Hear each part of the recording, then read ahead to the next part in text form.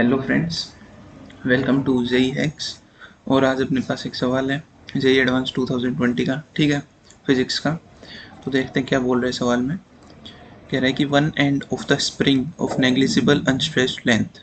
तो unstretched length negligible दी हुई है, मतलब नेचुरल लेंथ इसकी अप्रोक्सीमेटली अपने को 0 दी हुई है, ठीक है। एंड स्प्रिंग कांस्टेंट के, स्प्रिंग कांस्टेंट दे रखा है, इज फिक्स टू ओरिजिन, ठीक है।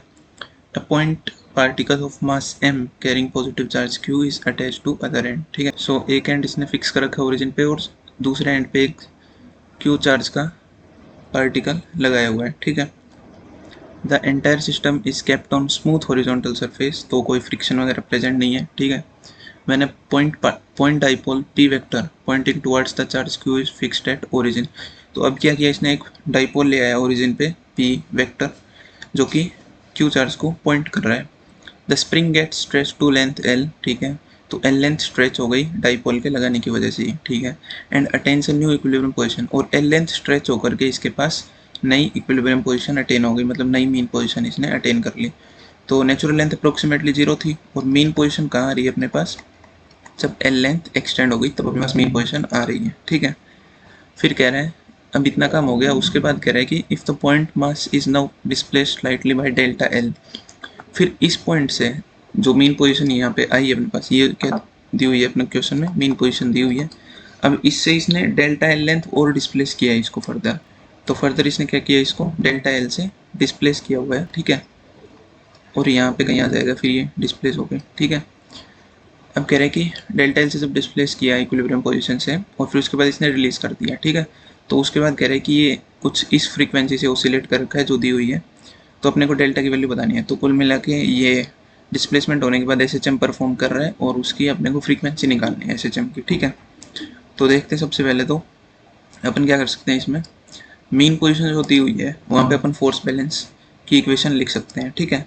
तो मीन पोजीशन पे अगर अपन फोर्स बैलेंस देखें तो ये मीन पोजीशन, अपनी मीन पोजीशन पे एक तो स्प्रिंग फोर्स लग रहा होगा इधर, ठीक है, एफ स्प्रिंग। और इस डायरेक्शन में देखें तो एफ इलेक्ट्रोस्टैट लग रहा होगा जो कि डाइपोल की वजह से आ रहा है, ठीक है। और मेन पोजीशन पे ये दोनों आपस में बैलेंस रहेंगे। तो अपन मेन पोजीशन पे फोर्स बैलेंस कर देते हैं, तो लिख देते हैं अपन force balance at mean position, ठीक है।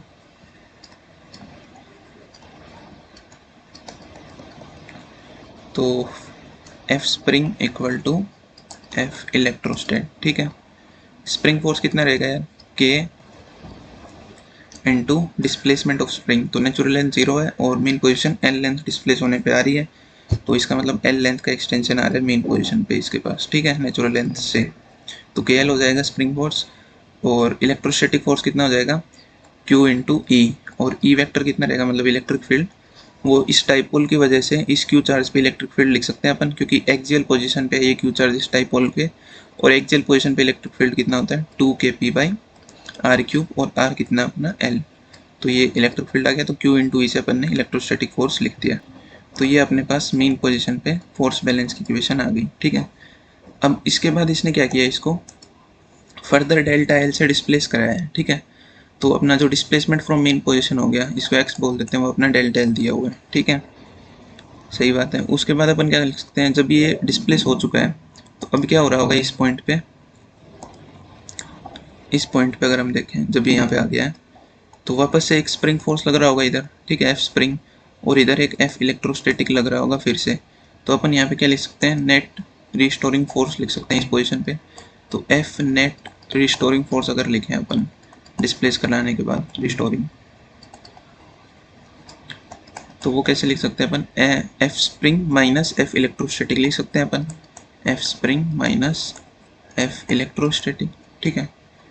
तो एक यार जो पिछली इक्वेशन अपन ने लिखी, इसमें ये बीटा मान लेते हैं इसको अपन कुछ, क्योंकि दोनों के सेम ही हो गए कि इसने स्प्रिंग कांस्टेंट दिया हुआ और ये फोर्स कांस्टेंट अपना बीटा कितना है, फोर्स कांस्टेंट, जो कि कितना होता है 1/4πε0, ठीक है, ठीक है। तो यहाँ पे अगर नेट रिस्टोरिंग फोर्स लिखे अपन तो स्प्रिंग फोर्स कितना आ जाएगा, के इंटू डिस्प्लेसमेंट, और डिस्प्लेसमेंट कितना है नेचुरल लेंथ से, एल प्लस डेल्टा एल, ठीक है। नेट एक्सटेंशन इसमें एल प्लस डेल्टा एल का आ रहा है इससे नेचुरल लेंथ से, ठीक है, माइनस एफ इलेक्ट्रोस्टैटिक। तो इलेक्ट्रोस्टैटिक कितना हो जाएगा, वही क्यू इंटू ई, और इलेक्ट्रिक फील्ड कितना हो जाएगा डाइपोल की वजह से, अभी भी ये एक्सियल पोजीशन पे ही है, तो 2kp/r³ और r कितना अपना l प्लस डेल्टा एल हो जाएगा इस केस में, ठीक है।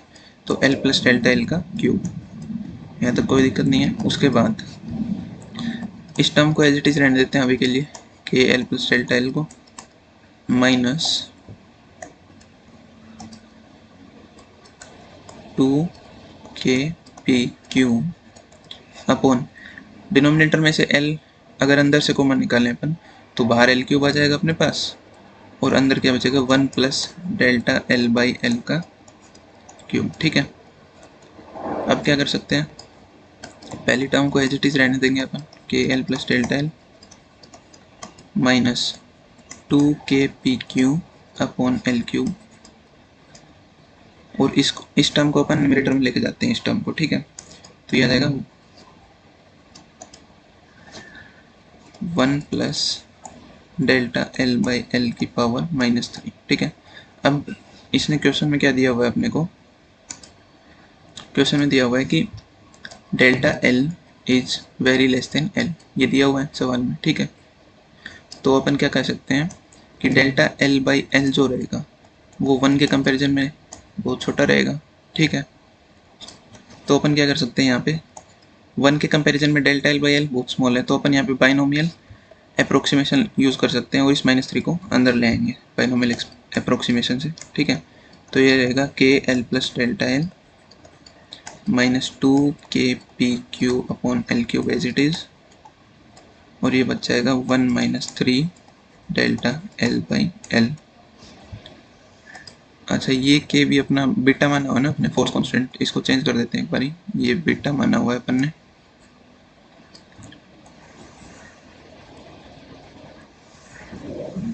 ठीक है।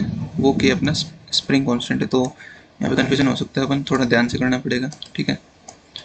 अब उसके बाद क्या कह सकते हैं, अब ये जो अपन ने पहली इक्वेशन लिखी है इससे अपन क्या देख सकते हैं, ये जो 2βpq/l³ है, ठीक है, इसकी इक्वेशन अपने पास लिखी हुई है इधर k × l के इक्वल, ठीक है। तो इसको के एल पुट कर देते हैं, तो पहली टर्म तो एज इट इज रहने देते हैं अपन एक बार, ठीक है, के एल प्लस डेल्टा एल, और इस वाली टर्म को अपन के एल पुट कर देते हैं, ठीक है, और इधर से l को ऊपर भेज देते हैं -3 डेल्टा l/l, ये l कैंसिल आउट हो जाएगा, और अब इस पूरे को ओपन कर देते हैं अपन, तो ये के एल प्लस के डेल्टा एल माइनस ये बनेगा के एल, और ये बनेगा प्लस का 3k डेल्टा एल, ठीक है।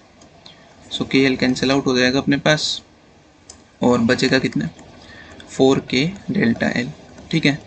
ये अपने पास एफ नेट आ रहा है, ठीक है, रिस्टोरिंग फोर्स, ठीक है। तो इसको अपन क्या लिख सकते हैं, और 4k इंटू डेल्टा एल को अपन ने displacement from main position x बोला था, तो x लिख सकते हैं। तो यहाँ पे एसएचएम में अपने को करना यही होता है कि नेट फोर्स लिख के लीनियर प्रोपोर्शनलिटी में लाना होता है x के, राइट। तो अपने पास आ चुका है, तो ये अपना क्या बन जाएगा फिर यार, ये स्टैंडर्ड सी फॉर्म है जो हर बार अपने पास एसएचएम में बन के आती है, एक सेकेंड, ठीक है। तो ये अपना कितना क्या बन जाएगा, ये इसको नया k' बोल देते हैं जो कि फोर्स कांस्टेंट है अपना एसएचएम के लिए, ठीक है। तो यहाँ से अपन टाइम पीरियड आराम से लिख सकते हैं, अब कितना होता है 2π मास m दिया ही हुआ है पार्टिकल का बाई फोर्स कांस्टेंट जो कि अपना 4k है, ठीक है। तो टाइम पीरियड हो गया, और ओमेगा अपन लिख सकते हैं, कैसे लिख सकते हैं, और ओमेगा अपन लिख सकते हैं यहाँ पे फोर्स कांस्टेंट जो कि 4k है बाई m, ठीक है। इसको 2π इंटू फ्रीक्वेंसी लिख सकते हैं अपन, ठीक है, और यहाँ से अपने पास फ्रीक्वेंसी कितनी निकल के आ जाएगी 1/2π, और 4 को अपन बाहर निकाल लेते हैं, तो बचेगा 2√k/m, ठीक है। ये 2 कैंसिल आउट हो जाएगा, और ये कितनी आ रही है अपने पास 1/π√k/m। तो इसी फॉर्मेट में उसने फ्रीक्वेंसी अपने को दी हुई है क्वेश्चन में, तो ये कितनी दी हुई है 1/Δ√k/m दी हुई है। तो यहाँ से अपने पास डेल्टा की वैल्यू आ चुकी है, डेल्टा कितना आ गया पाई के इक्वल विच इज़ 3.14, ठीक है। तो ये अपना आंसर हो जाएगा। तो यही था यार इस सवाल में, मतलब एसएचएम और इलेक्ट्रोस्टैट को मिक्स करके ये सवाल बनाया हुआ है, तो काफ़ी ठीक सवाल है ये। So thank you guys.